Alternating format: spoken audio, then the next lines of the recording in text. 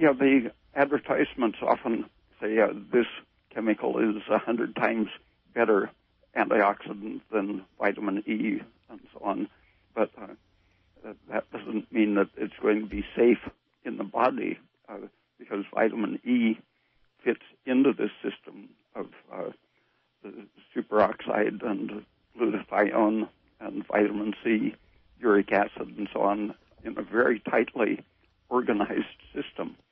And if you put in something that's 100 times more active against oxidants or free radicals in vitro, you really don't have any idea what it's going to do in the body.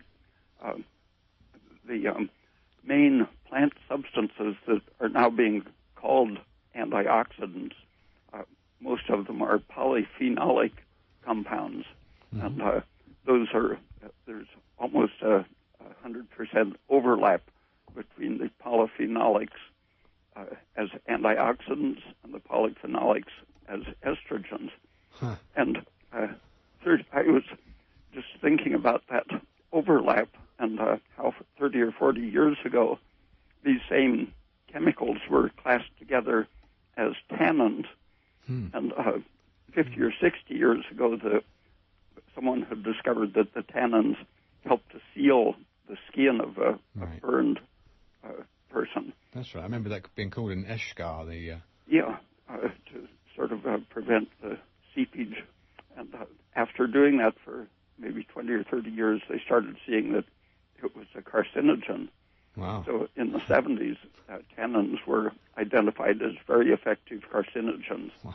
Some of them injected into animals produced. Oh, okay. Well, I wonder if the same... I'm sorry, I don't mean to hold you up because the train of thought where you're going, I don't want to lose it. But the tannins, when they're used intravenously, I can understand. But what do you think about topical use of tannins? Because that was pretty big in herbal medicine school when we were studying. Well, that's what turned up in the 70s, that these people who had been treated topically for burns were getting skin cancers, cancers in the area treated.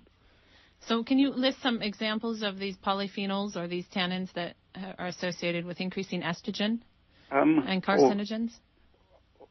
It's almost an endless series, but the famous ones are ellagic acid and gallic acid. Those are the old from 150-year-old from like oak bark. Because I always thought of the phenolics as very, in a classical sense, very heating and drying. They were very hot kind of substances.